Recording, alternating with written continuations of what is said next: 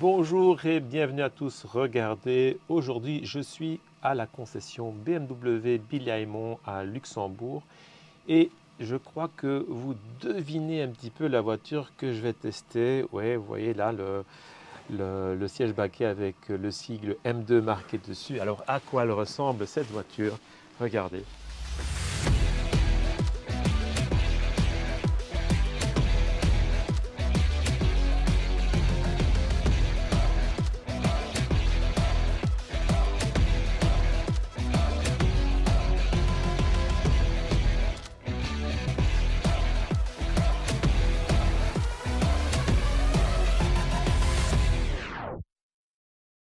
C'est parti pour un essai express. Alors, déjà, on a une météo de... Il fait vraiment mauvais, j'ai vraiment pas eu de chance avec l'essai de cette M2 parce qu'il a plu tout le long. Et donc je suis en pneu hiver. Je fais en sorte de profiter au mieux de la voiture. Alors, première particularité de cette version, c'est je dispose de la boîte manuelle. Ce qui est rare de nos jours et ce qui est d'autant plus rare, c'est que cette boîte manuelle, elle est payante. Alors c'était vraiment une surprise pour moi de constater qu'il faut lâcher environ 400 et quelques euros. Je vous mettrai les détails en description pour avoir le droit d'avoir une boîte manuelle. Alors moi je suis assez fan des boîtes manuelles en général, mais franchement je dois dire que dans ce cas-ci, je crois que je préfère l'automatisme pour deux raisons. La raison pour laquelle je préfère les boîtes manuelles, c'est qu'en général, c'est pour pouvoir profiter de la voiture. Le week-end, c'est vraiment pour la voiture plaisir. Or, ici, c'est plutôt une voiture qui se destine à être une daily parce que c'est une voiture qui peut tout faire et qui n'est pas forcément la voiture qu'on va sortir le dimanche. Et de ce point de vue-là, déjà, c'est un point qui est important vu que si on l'utilise comme daily, eh bien, l'automatisme amène beaucoup de facilité au jour le jour. Et c'est pour ça que de ce point de vue-là, j'aime déjà plus l'automatique. L'autre raison, c'est que la boîte BM, je suis désolé, mais la boîte mécanique BM ne me plaît pas parce que elle a ce feeling un peu caoutchouteux, elle est assez lente et finalement, elle n'apporte pas grand-chose à l'expérience de conduite. La boîte ZF 8 rapports, elle est tellement bonne, tellement exceptionnelle que ce serait bête d'aller payer pour avoir quelque chose de moins bien. Donc voilà, ce point est réglé. Je sais, je suis en boîte manuelle et je devrais faire avec. Alors vous entendez le petit bruit là, je suis à la limite de la limite de vitesse. Vous savez que les voitures elles sont toujours réglées avec une certaine marge d'erreur. Ici c'est 3-4 km/h. Eh bien dès que je touche la limite de vitesse, je vais le faire maintenant, vous allez entendre, on a un petit bruit. Ah voilà, vous entendez le petit bruit. Un petit bruit qui est là pour nous dire attention, la limite de vitesse vient d'être dépassée. Et ça c'est le fameux ISA pour Intelligent Speed Assistance, qui veille au grain. Bon, c'est bien, hein, je ne dis pas qu'il ne faut pas respecter les limites de vitesse, mais quand on se retrouve comme ça, à la limite, ça devient vite horripilant.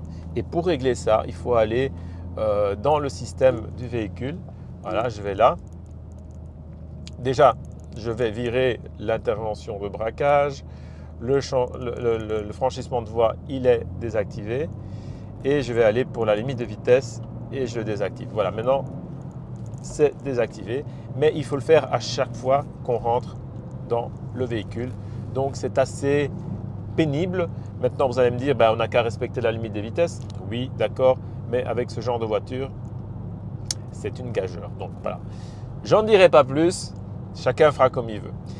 Donc qu'est-ce que je pense de cette voiture au niveau déjà du look? Eh bien je dois vous avouer que le look, première fois que je l'ai vu en photo, j'ai eu du mal. On a un look très particulier avec des angles partout. On a des arêtes un peu dans tous les sens. C'est très agressif. Mais au moins, on ne peut pas dire qu'elle manque de personnalité, cette voiture, parce qu'elle a un look incroyable. En plus, la couleur dans laquelle je l'ai eue, c'est... Alors le bleu, je dois regarder quel est le bleu. Il porte un nom, évidemment, c'est un nom de circuit ou de ville que je vous mettrai en commentaire. Mais c'est une couleur assez improbable, mais qui lui va très bien. Je trouve que justement, ce look décalé, agressif, anguleux, avec cette couleur, eh bien ça va très bien. D'autant plus que la combinaison esthétique avec les jantes noires et les pinces de frein rouges, bah, ça lui donne cette petite touche un peu spéciale. Et franchement, je ne vais pas dire que tout le monde se retourne sur elle, parce qu'évidemment, elle attire le regard, et puis c'est un objet de convoitise. Donc voilà, c'est une voiture qui est assez désirée. Et bon, c'est parfois plaisant de pouvoir profiter de cette reconnaissance, ou pas. Il y a des gens qui préfèrent la discrétion.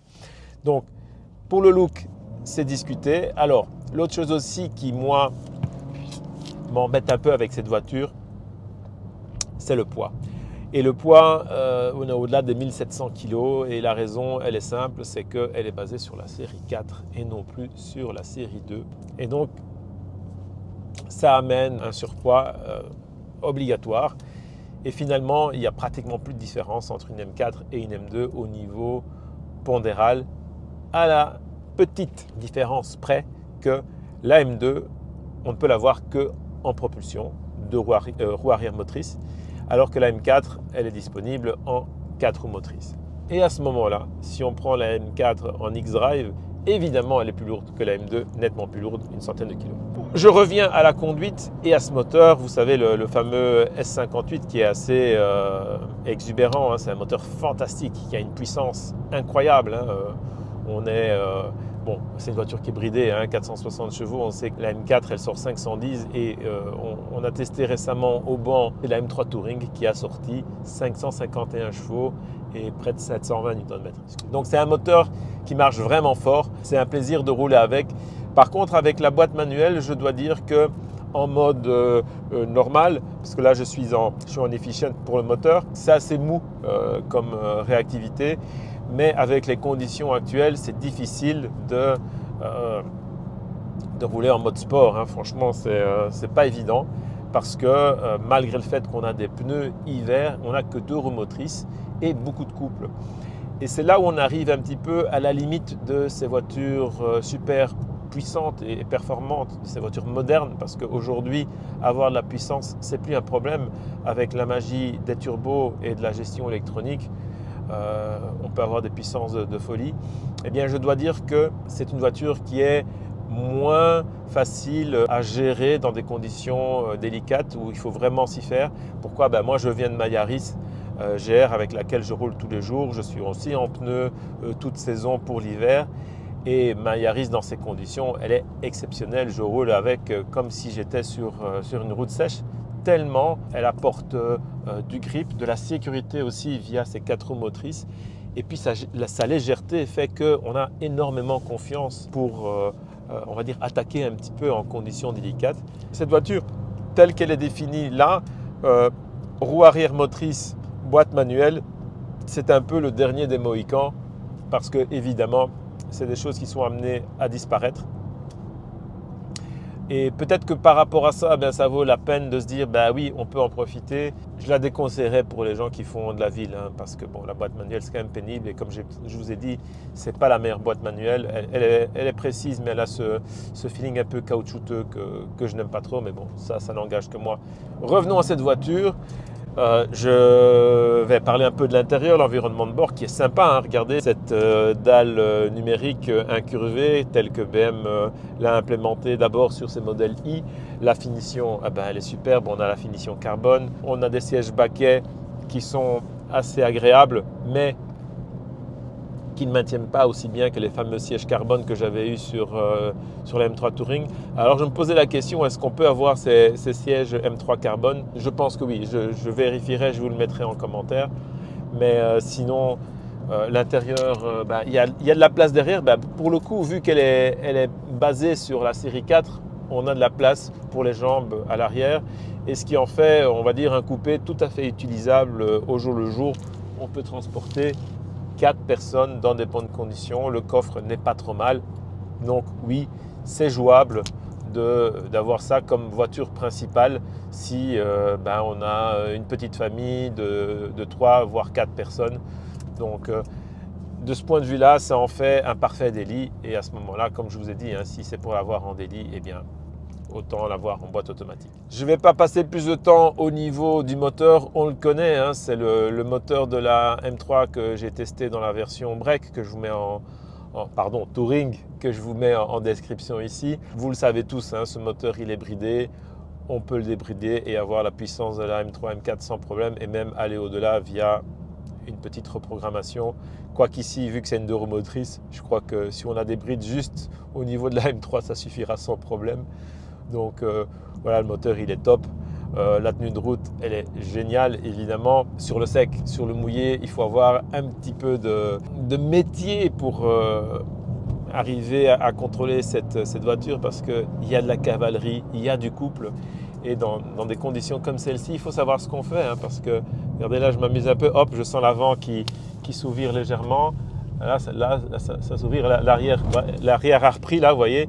Bon, j'ai laissé l'ESP hein, parce que, bon, on est sur route. Si on était sur circuit, je l'aurais désactivé, bien entendu, pour pouvoir jouer un petit peu avec.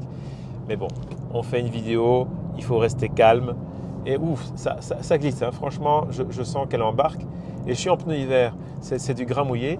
C'est des conditions que j'aime beaucoup et avec lesquelles j'aime beaucoup jouer quand je suis sur circuit.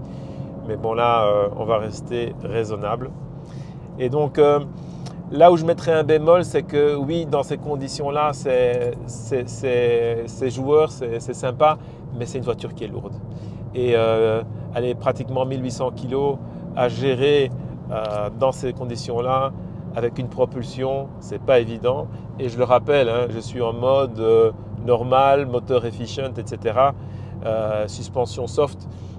On ne peut pas, avec ce type de voiture, se mettre en sport dans des conditions pareilles, sur route ouverte, si on n'a pas une bonne maîtrise.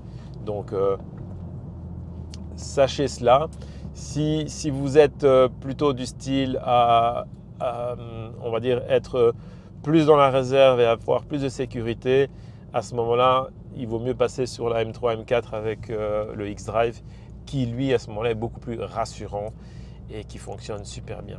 Voilà, je vais en rester là parce qu'il y aurait beaucoup de choses à dire sur cette voiture au niveau technique. Je l'ai déjà dit sur la M3. Je vous laisse aller regarder cette autre vidéo et puis me poser des questions. Je ne peux pas faire des vidéos trop longues. Donc les amis, n'oubliez pas les likes, les commentaires, les abonnements et les partages. Et sur ce, je vous dis à une prochaine aventure avec toujours des voitures aussi sympas. Ciao, ciao.